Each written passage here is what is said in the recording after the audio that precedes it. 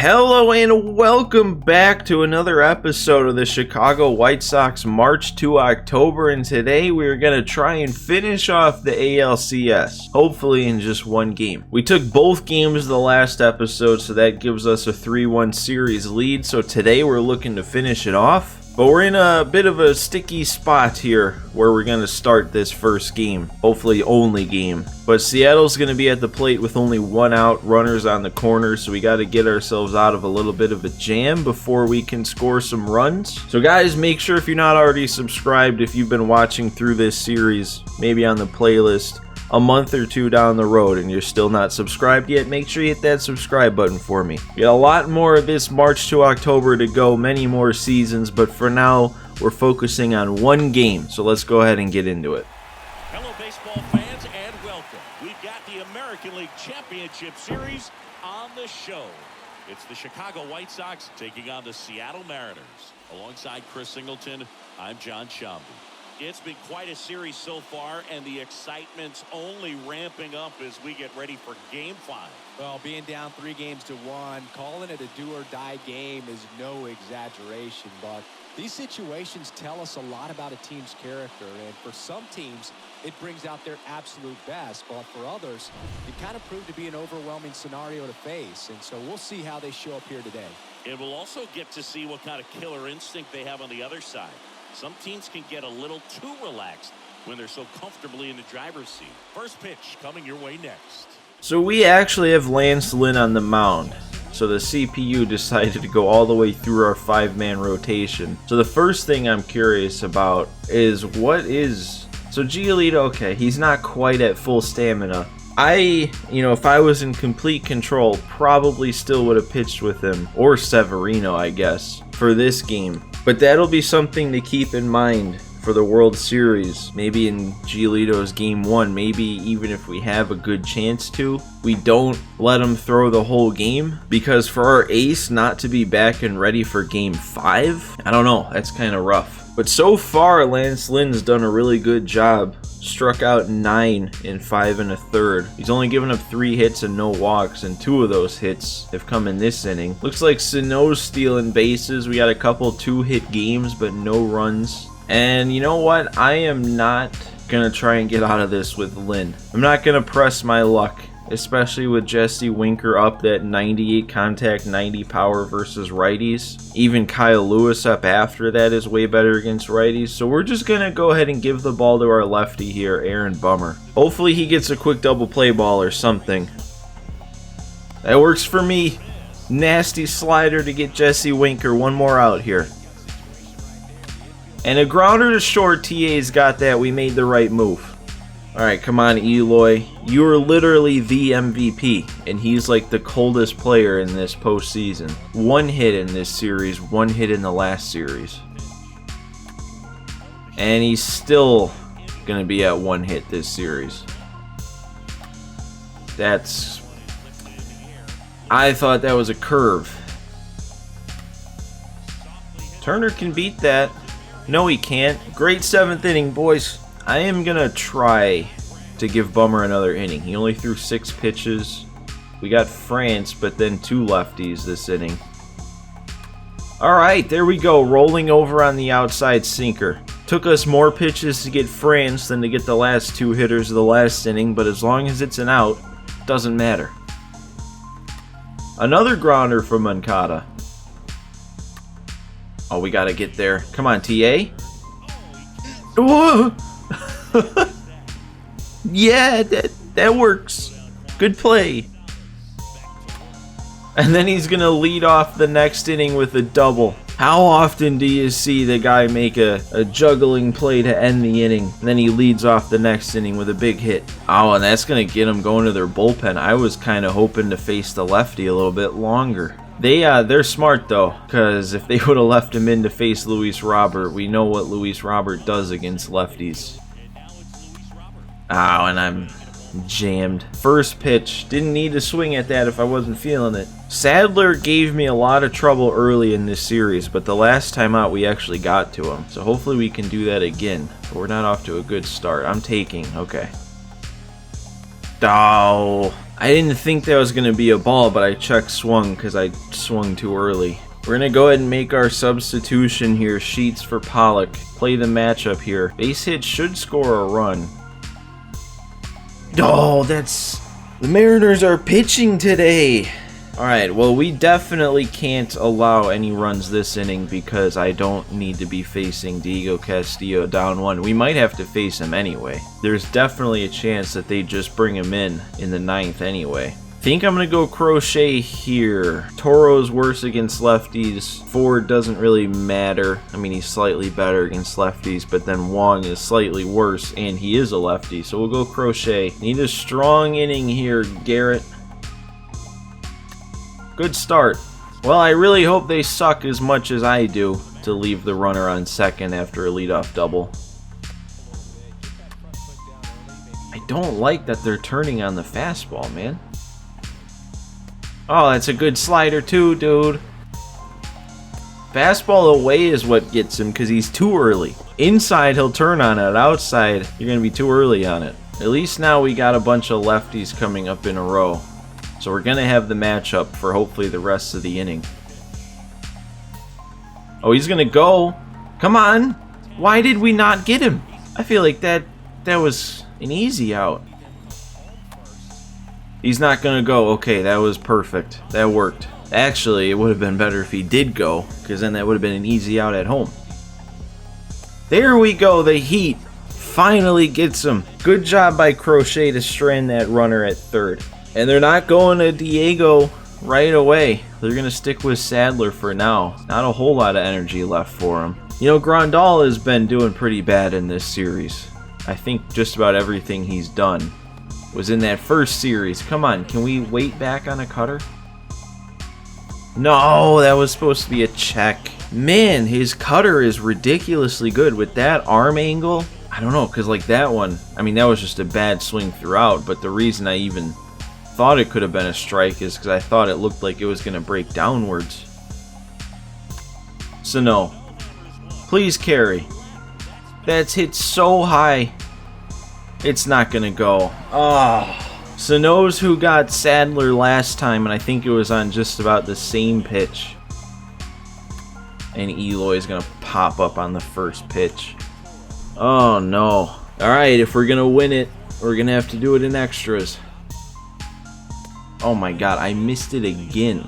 I got bailed. One more Crochet, please. Alright.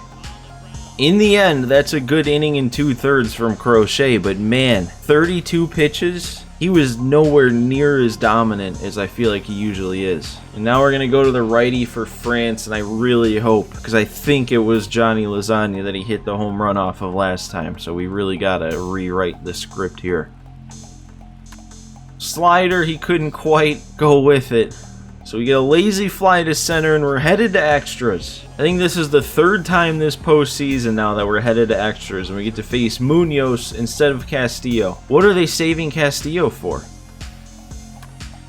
Oh, we gotta hit that. We gotta either hit that or lay off of it and wait for the next pitch. No, wow. Drop in there. Nice job. That's a Tim Anderson kind of swing. Keeping it going for Luis Robert. We need one of those big clutch home runs. Or even a ball in the gap will probably get it done. Okay, we will take it. 2 on now for Vaughn. Vaughn, get through that hole. No shot. No way. J.P. Crawford is destroying me with his defense. That just saved the game. That gets by him. That's a run. Alright, well, I guess this is the spot for a lefty. Taylor Rogers. 2 games in a row. Let's get it done. 1 pitch, 1 out. That is perfect. Assuming that's an out, yeah. Turner's not going to be able to Superman that play. That could be 2, though. That's 2. 4 pitches to get out of the inning, even while allowing a hit. That was an Andrew Chafin-esque inning, and there's no way they're sticking with Munoz here. He's got no energy left. He just threw 20 pitches, and he's facing a lefty. No. Oh, you can't miss that. I don't know. Is this one of the most exciting playoff games or one of the most boring if it's 0-0? 3-0 to Grandal. If he gets walked, Munoz is probably coming out. There's part of me that doesn't want him to come out with Sano up next. That was close, but we gotta draw the walk, get the runner on base, and they're gonna leave him in for Sano. Okay, we might have to do something here. I might have to bring in Layuri to pinch run. Get some speed out there so a ball in the gap could do it. We got Zach Collins who could come in. No, let me check the swing. Oh man, I can't believe they're sticking with him though. He's out of energy. And I thought that was the hanger. Alright, there's the walk for Eloy. Yoan coming up. Yeah, and I figured there was no way. Paul Seaworld. Second time we're going to see him. Fastball, slider, fastball. That's all we got to look for. Base hit will probably tie it up. Or not tie it up. What am I talking about? That could drop in. That's not dropping in. He really came in. First pitch. Threw me a meatball. And I couldn't turn on it. We gotta hold him again scoreless. I think I'm just gonna stick with Taylor Rogers. I mean, he barely threw any pitches. Top of the order as a bunch of lefties after we faced the 9-hole. Dude, Turner got a horrible break on that ball. Come on. Sack bunting him over to second. I'm gonna change the defense. I mean, if he messes up the bunt and we get a chance to get the out at second, we don't. That was a perfect bunt. Sit him down with this sweeping curve. I was worried. After his defensive play, thought momentum would be on his side. One more out here. No shot. Oh my god. Oh, wow. I thought that went over the base and that ended the game. But we strike him out, so we play on. 12th inning coming up. We are due. We are so due. I've been knocking on the door, but I can't get it to budge. We need Turner to actually do what a leadoff hitter is supposed to do, and that's not what he's been doing. Turner, he did do it this time. Even with a diving J.P. Crawford, you can't make that play. Alright, I don't want to throw it away by just getting him caught stealing. I don't have enough confidence in stealing on this game to actually pull it off, which is sad with a guy like Trey Turner that you don't have any confidence in stealing a base. I held up okay. I didn't think I did. I thought I was going to get rung up. Maybe should have. 3-2. Should I send him anyway? I am. I'm going to send him. Send him and hopefully I don't mess this up. I completely messed it up. First of all, okay, at least that was a strike. For a second, I thought I went chasing. But second, that was like a slider below 80 miles per hour. How is Turner not taking that base? Dude has 91 stealing. I could get a better jump than this. That's why why do I even think? Why do I even think, oh, I'll steal here? It's not gonna work. It never does. Alright, at least we keep the inning going, but if we have a Trey Turner on second base for that, I still can't believe that. He doesn't even slide step. He throws his slider that's 80 miles per hour, and Turner got hosed. It wasn't even close.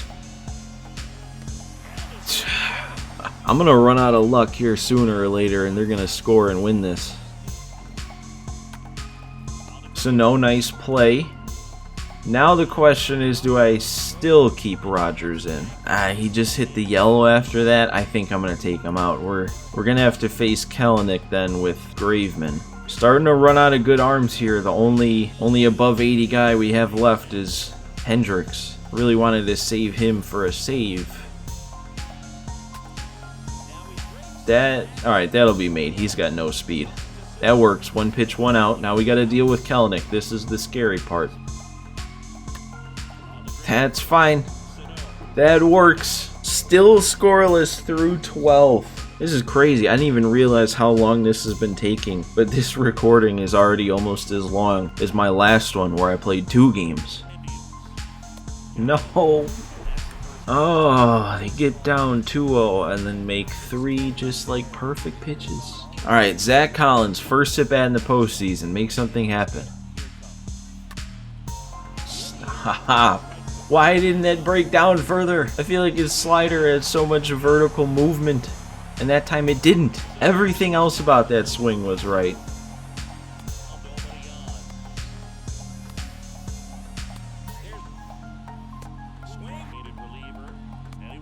They let me check the swing that time. Thank you, game. I don't know if a ball in the gap is going to be able to score Sano, but we got to do something here, Eloy. Like, come on, man. You're literally the MVP. You got to do something. All right, 3-2. Now a ball in the gap will score him. Or a ball over the fence is definitely going to score him. Finally. Offense. The MVP comes through again in the clutch. He's not getting many hits this postseason, but he's making them count when he does. Oh man, that's the weight has been lifted. And they're going to another guy not named Diego Castillo out of the bullpen. Assuming I close this one out, I feel like this is going to be a Zach Britton not getting used in the wild card game type conversation. Like, why would you not use Diego Castillo at any point? I don't know. I guess the deeper we got, the less of an issue that would be. Because if they... Well, Moncada? Okay. 2 is going to have to do it. 7, 8, 9 to face the #1 closer. And a 1-pitch pop-up to start things off. You know I always say this, but 2 runs to close out a game is so much better than just 1. You got a little bit of leeway and you can almost pitch with more confidence, more comfort. It probably leads to just better pitching overall. There's strike 2. Oh. Okay, that's staying in though. No harm done. 1 to go and it all comes down to their 9-hitter, who I feel like has actually been playing pretty well. Let's see if we can get him to seam up and in. He hit it well, but TA's there. Makes the play. It was never in doubt. Just like with the Rays series, after that ended, I said that even though we swept them, by no means did we dominate the Rays. I feel like that was the same with this series. Besides game 1 and maybe game 3, there was no, like, it wasn't like we were dominating them. Like, even game 3, I know we were out to a big lead, but they still made me worry a little bit in the last inning. But hey, we pulled it together, pulled through. Really good pitching series. I mean, it was a good series all over because we did score some runs. But the pitching, man, especially in that last game there, to keep it at 0 throughout the whole game, 13 innings of shutout baseball. And who's our opponent going to be? The Mets were up 3-2 in the series. Were the Braves able to make a comeback? Who do we get? It's the Mets. The Braves did force a game 7, but the Mets held them off. And this seems like a good matchup for us. We're first in batting and pitching. They're 7th and 15th. And their fielding is only slightly better than ours. But if I remember right, every single NL team that made the playoffs had a worse record than the worst AL team that made the playoffs. So this, in theory, should be our easiest matchup yet. Let's see what this first game situation is going to be looking like here for the first game of the World Series. 0-0 in the 6th. That works. So that means that is it for this episode, guys. That was a sweaty one. So make sure, if you haven't already, to hit that like button for me on this video if you enjoyed it. Subscribe to the channel if you're not already there. But guys, thanks for watching today. Thanks for stopping by, and I will see you in the next one for the World Series.